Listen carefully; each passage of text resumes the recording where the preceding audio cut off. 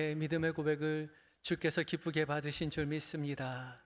주의 사랑 안에서 주님만 의지하며 믿음의 길 걸어갈 때에 주께서 약속하신 모든 은혜로 채워주실 줄 믿습니다. 귀한 고백 감사합니다. 오늘 이 주일 아침 각자의 처소에서 그리고 이곳 예배당에서 예배하시는 모든 성도님들에게 약속하신 하나님의 은혜가 함께 하시기를 빕니다. 오늘이 2025년 제 마지막 주일이죠. 벌써 한 해가 다 가버렸습니다. 정말 시간 빨리 갔죠? 어쩜 이렇게 한 해가 빨리 갈 수 있을까? 그런 생각을 하다가 문득 든 생각이 행복한 시간은 빨리 가더라고요. 생각해보면 어렵고 힘든 시간은 더디 가는 것 같은데 즐겁고 행복한 시간들은 정말 빨리 가요. 그러니까 올해가 유독 빠르게 지나간 것처럼 느껴지신다면 그만큼 행복한 시간들이 많았기 때문일 겁니다. 오늘 설교를 준비하면서 곰곰이 한 해를 돌아보니까 물론 힘든 시간도 있었지만 그것보다 행복한 시간들이 훨씬 더 많았던 것 같습니다. 교회 일정표를 다시 한번 달력을 앞으로 계속 돌려보았거든요. 매달마다 일정들로 가득 차 있더라고요. 함께 예배드리고 교우들과 신방을 하고 또 여러 교회 행사들 참여하고 수련회로 단기 선교로 온가족 주일로 전도대로 평생대학으로 아가페 모임으로 바자회로 김장으로 지난주 성탄 발표회까지 한 해 일정이 빼곡하게 채워져 있었습니다. 그런데 그 일정들을 다 되짚어 보니까요, 다 은혜가 충만했더라고요. 너무 행복했었습니다. 이 모든 은혜의 증인으로 우리 다 같이 이 자리에 앉아 계신 거 아니겠어요? 그렇죠? 우리가 모두가 이 모든 일의 증인입니다. 그런 마음, 감사한 마음, 즐거운 마음 담아서 우리 옆 사람에게 이렇게 인사했으면 좋겠습니다. 당신과 함께라서 더욱 행복한 한 해였습니다. 네, 당신과 함께라서 더욱 행복한 한 해였습니다. 무엇보다 올해는 우리 함께 자라가자 그리스도를 향해 라는 주제 아래서 한 해를 보내었는데요. 그래서 올 한 해를 마감하면서 마지막 주일에 우리가 과연 얼마나 자라왔을까? 그런 질문을 자연스럽게 하게 되지요. 1년 동안 참 많은 행사를 이렇게 치르고 일정 가운데 또 즐겁게 교제하면서 어린아이로부터 어르신까지 함께 웃으면서 한 해를 보내왔는데 이렇게 즐겁게 지내는, 행복하게 지내는 시간 동안 우리의 신앙은 얼마나 자라왔을까? 되돌아 보아야겠죠. 우린 한 해 얼마나 자랐을까요? 여러분은 얼마나 자라셨습니까? 그런데 오늘 성경을 읽어보니까요, 그리스도를 향해서 자라간다는 것의 기준이 우리가 생각해 온 것과는 조금 다르다는 것을 알게 됩니다. 하나님께서는 우리들에게 오직 사랑 안에서 그리스도를 향해 자라가야 한다라고 말씀하시죠. 왜 예수님은 우리에게 오직 사랑 안에서 자라가야 한다, 그렇게 말씀하고 계신 걸까요? 오늘 함께 말씀을 묵상하며 은혜를 나누려고 합니다. 첫 번째, 주께서 우리에게 사랑 안에서 자라가려고 하신 이유는요, 사랑은 우리를 자라가게 하시는 하나님의 특별한 방식이기 때문입니다. 함께 읽겠습니다. 시작. 사랑은 우리를 자라가게 하시는 하나님의 특별한 방식입니다. 오늘 봉독한 서신서의 말씀인 에베소서는요, 바울이 옥에 갇혀 있을 때에 기록한 옥중 서신입니다. 옥에 갇혀서 죽음이 멀지 않음을 직감한 바울은 자신의 유언과 같은 심정으로 자신이 개척한 교회들에게 편지를 써 내려가죠. 눈물로 세운 교회인 에베소 교회 성도들을 향해서 오늘 편지를 쓰는 겁니다. 그런데 바울은 에베소 교회가 자신이 눈물로 세웠던 그 교회가 수적으로 번성해야 한다고 이야기하거나 더 많고 다양한 사역을 펼쳐야 한다라고 그렇게 말하지 않습니다. 그런데 관심을 갖고 있지 않았습니다. 오로지 바울은 성도들이 그리스도에게까지 자라가야 된다라고 말하고 있죠. 성도들의 자라감, 거기에 관심을 가지고 있었죠. 바로 이것이 바울이 목숨을 걸고 교회를 개척한 이유였기 때문입니다. 그리고 바울은 이렇게 그리스도에게까지 자라가는 비결에 대해서 이렇게 말씀합니다. 에베소서 4장 15절 말씀인데요. 함께 읽어봅니다. 에베소서 4장 15절이요. 시작. 오직 사랑 안에서 참된 것을 하여 범사에 그에게까지 자랄지라. 그는 머리니 곧 그리스도라. 아멘. 오직 사랑 안에서입니다.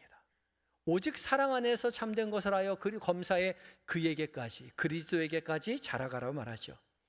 헬라어 원문에 보면 오직이라고 번역한 헬라어는 대입니다. 근데 이 대는 역접 접속사예요. 그래서 일반적으로 그러나라고 번역을 합니다. 그런데 오늘 한글 성경은 그러나라고 번역하지 않고 오직이라고 번역했습니다. 왜 그랬을까요? 그 이유가 바로 앞절인 14절의 내용과 깊이 연결되어 있습니다. 14절 말씀도 읽어봅니다. 시작. 이는 우리가 이제부터 어린아이가 되지 아니하여 사람의 속임수와 간사한 유혹에 빠져 온갖 교훈의 풍조에 밀려 요동하지 않게 하려 함이라. 아멘. 온갖 교훈의 풍조에 밀려 요동하지 않게 하기 위함이다 라고 말하고 있습니다. 눈물로 세운 이 에베소 교회가 외적으로는 성장하고 있었을지 모르지만 내적으로는 잘못된 가르침, 온갖 세상의 풍조에 물려서 흔들리고 있었던 거죠. 그것을 걱정하며 바울은 편지를 씁니다. 당시 에베소는 소아시아의 대표적인 도시였기 때문에 교통, 상업, 문화의 중심지로 자리 잡아 있었습니다. 그랬기 때문에 많은 사람들이 몰려들었고 당대에 유행하는 철학적 사조, 세상의 최첨단 지식으로 넘쳐나는 도시가 바로 이곳 에베소였습니다.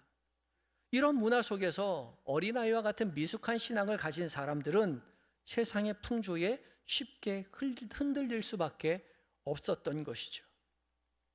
세상에 유행하는 철학적 사조에 복음을 재단해서 세상은 요즘 이러하니 교회도 이러해야 한다.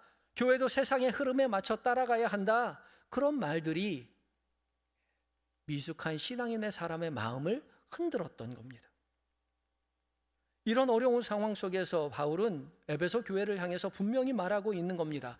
오직 사랑 안에서 참된 것을 하는 것만이 성도를 그리스도에게까지 자라가게 한다고요. 오직 사랑 안에서 참된 것을 하는 것만이, 온갖 세상의 풍조가 있고 세상에 사람의 속임수와 간사한 유혹이 있지만, 그러나 오직 사랑 안에서 참된 것을 하는 것만이 성도를 그리스도에게까지 자라가게 한다고요. 2000년대에 한국교회에 복지목회 바람이 분 적이 있습니다. 제가 담당하던 교회가 복지로 굉장히 유명한 교회였고 제가 담당하던 사역 자체가 복지사역이었기 때문에 많은 전국에 있는 목사님들이 저희 교회, 제가 심호하는 교회에, 사역하는 교회에 오셔서 복지목회가 뭔지에 대해서 물어보셨어요. 너무나 많은 분들이 오셔서 날짜를 정했습니다. 한 달에 한 번 고정해서 정해서 그분들을 모셔놓고 복지목회가 뭔지에 대해서 가르쳐 드렸죠. 그런데 그렇게 복지목회에 대해서 강의를 하면서 여러간 의문이 들더라고요. 보니까 교회만 복지를 하는 게 아니에요. 그때 당시 구로역에 있는 애경백화점에서도 문화센터를 하고 있었고요. 영등포역에 있는 롯데백화점에서도 문화센터를 하고 있었습니다. 그런데 교회에서 하는 것보다 더 싸고 더 전문적이고 더 잘 가르쳐요. 재미있게. 주민센터에서도 복지 행정을 한다고 하더라고요. 문화센터를 연대요.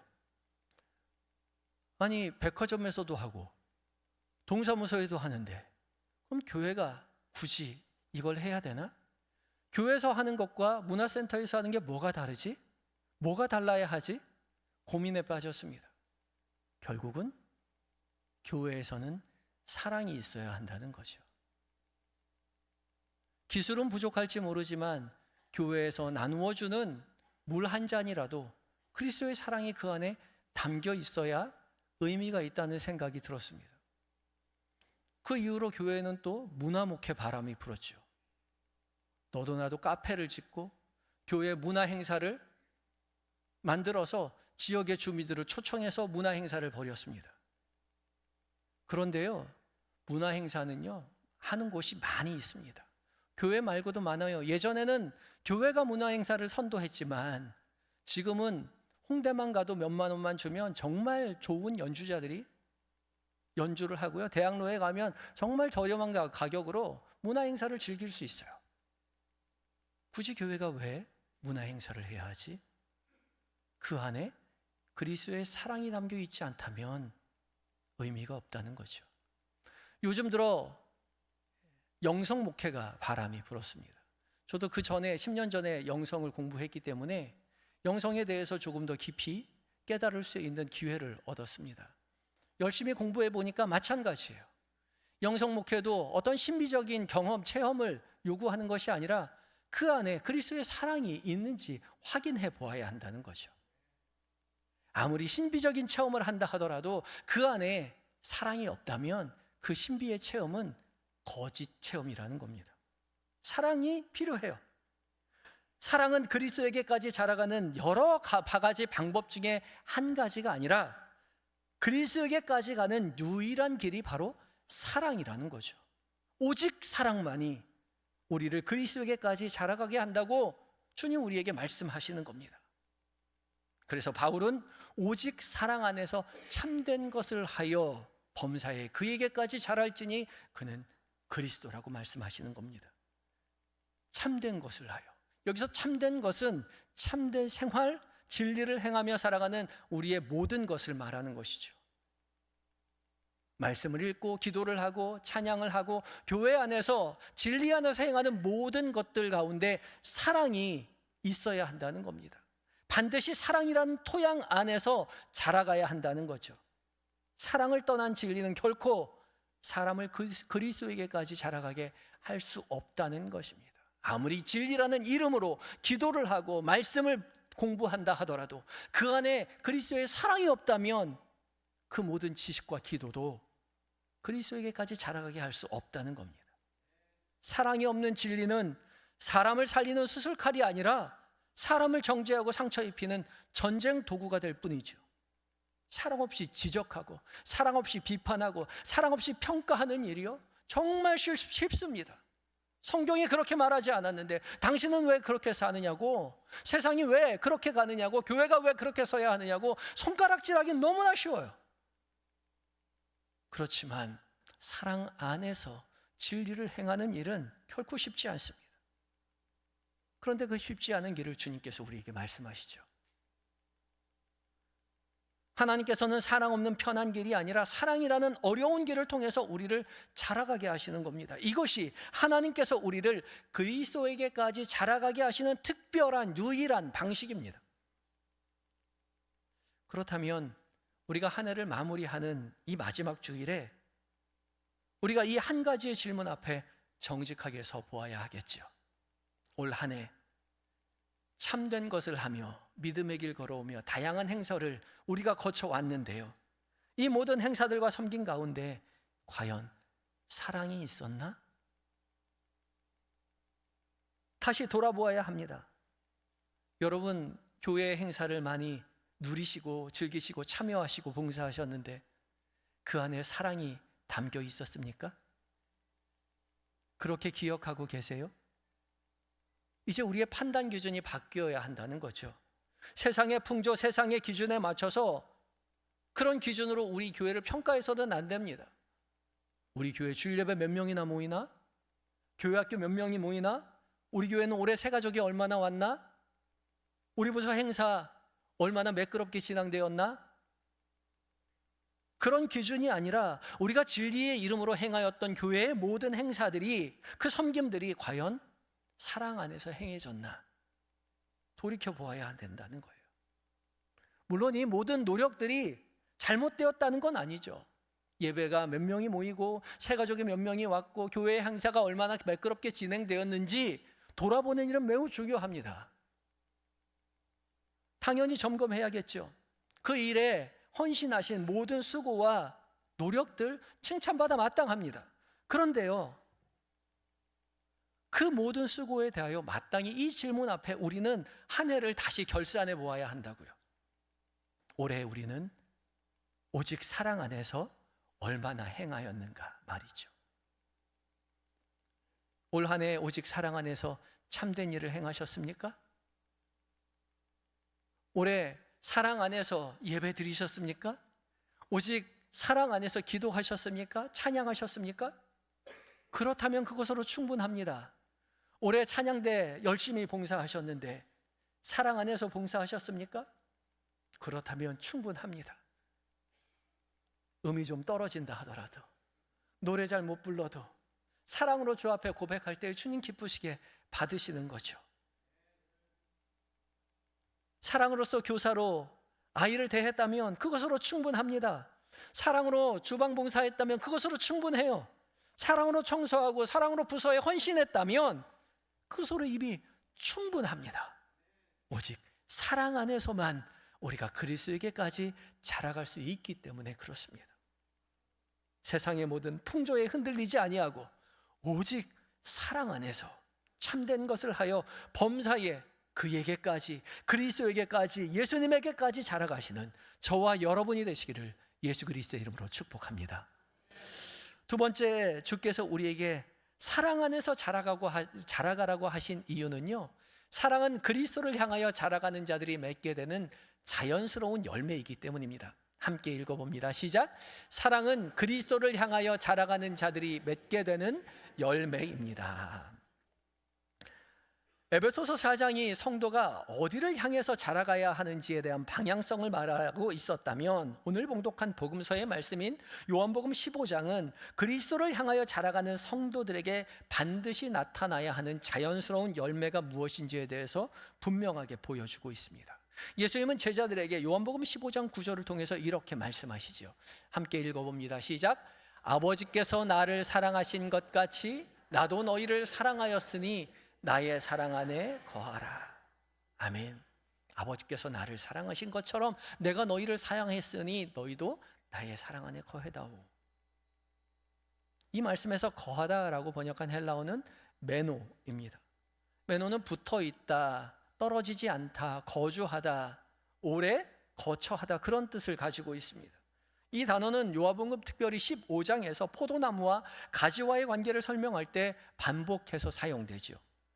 가지가 포도나무에 붙어있지 아니하면 아무리 시간이 흘러도 결코 열매를 맺을 수 없듯이, 메노는 단순히 그냥 머물러 있는 상태가 아니라 생명이신 그리스도와 연결된 상태입니다. 가지가 나무에 붙어 있어서 나무에게 수분과 영양분을 공급받고 그 나뭇가지에서 이제 잎을 내고 광합성을 해서 그 광합성한 그것을 다시 나무로 보내고, 그렇게 생명이 오가면서 마침내 가지에서 꽃을 피우고 열매를 맺는 것처럼, 거한다는 것은 그저 주저앉아 있는 것이 아니라 끊임없이 생명을 주고받는 관계 안에 머물러 살아가는 것입니다. 그렇기 때문에 예수님께서 말씀하신 나의 사랑 안에 거하라 라는 말씀은 단순히 예수님 곁에 머물면서 종교적인 규율을 지키며 살아가는 것을 말하는 것이 아닌 겁니다. 끊임없이 나무이신 그리스도와 생명을 끊임없이 주고받으면서 그 사랑을 공급받고 그 사랑에 응답하며 주고받으며 사랑을 흘려보내며 받으며 살아가는 것이 바로 메노, 주님 안에 거하는 것입니다. 우리가 이렇게 사랑 안에 거할 때 열매는 억지로 맺게 되는 것이 아니라 자연스럽게 맺히게 되지요. 그래서 예수님은 제자들에게 먼저 열매를 요구하시는 것이 아니라 나의 사랑 안에 거하라 라고 말씀하십니다. 나의 사랑 안에 거할 때, 나와 사랑을 나눌 때 너의 가지에는 자연스럽게 잎이 피고 꽃이 피고 열매가 맺을 거라고 말씀하시는 겁니다. 그렇기 때문에 우리가 우리의 한 해를 되돌아볼 때에 한 가지 더 살펴봐야 할 것은 우리가 얼마나 주님 안에 거했는지 돌이켜 보아야 하죠. 얼마나 열심히 교회 예배에 참석했는지 빠지지 않았는지가 아니라 주님과 사랑을 주고받았는지가 중요하다는 거죠. 그저 예배에 빠지지 않고 참석하고 교회 행사에 나오고 봉사에 참여하고 종교적인 활동에 열심인 것을 넘어서 우리가 참석한 그 예배를 통해서, 그 기도를 통해서, 사역을 통해서, 봉사를 통해서 과연 얼마나 주님께 머물러 있었는지, 주님의 사랑을 받고 주님께 사랑을 응답하며 지내왔는지 돌이켜보아야 한다는 겁니다. 사랑 안에 거한다는 것은 가만히 앉아있는 것에, 그냥 무한한 사랑을 받고만 있는 것에 끝나지 않습니다. 받은 사랑에 당연히 응답해야 합니다. 주님 감사합니다. 주님 저를 사랑하셨으니 저도 주님을 사랑합니다. 그 사랑에 고백하는 우리의 고백이 우리에게 있어야 돼요. 그런 고백이 주님과 우리 사이에 끊임없이 오고 가야 매너 주님 사랑 안에 거하는 겁니다. 세상에서 가장 행복한 일이 바로 이런 거예요. 서로 사랑을 주고받는 일이요, 사랑하는 일이요. 얼마나 사랑하는 일이 행복한지 몰라요. 재미있는지 몰라요. 그런데 세상에서 또 제일 재미없는 게 남의 사랑하는 얘기 듣는 거예요. 남의 연애하는 얘기 들으면요, 별로 재미없어요. 도봉산을 놀러 갔는지, 청계산을 놀러 갔는지, 관악산을 놀러 갔는지 별로 관심이 없어요. 얼마나 지루한지 몰라요. 그런데요, 사랑하는 사람은 다르죠. 매일매일이 새롭습니다. 만나면 만날수록 행복해요. 그렇게 만난 이야기를 곁에 있는 사람에게 해주고 또 해주어도 행복에 가득합니다. 왜요? 내가 사랑하는 얘기거든요. 혹시 이 자리에 남이 연애하는 얘기만 듣다가 집에 가시는 분이 계십니까? 예수님이 당신을 사랑한대요. 알아요. 많이 들어왔어요. 사랑 많이 하세요. 지루하게 지난번에 들었던 이야기 또 하시네. 그러고 돌아가시는 분 없으세요? 남 얘기로 들으면 결코 재미있지 않아요. 제일 재미없습니다. 그런데 여러분 그러지 마세요. 주님은 여러분 각자에게 나의 사랑 안에 거하라 말씀하시며 모든 것을 내어 여러분을 사랑하고 계세요. 그 자리에 여러분 앉아 계신 것입니다. 이 모든 것이 여러분을 위해 준비된 자리예요. 어저께 여러분을 위해서 청소했고요, 여러분을 위해서 꽃꽂이를 했고요, 여러분을 위해서 찬양을 준비했습니다. 여러분의 목소리로, 여러분의 영혼으로 여러분을 사랑하시는 주님 앞에 지금 사랑을 고백하는 거예요.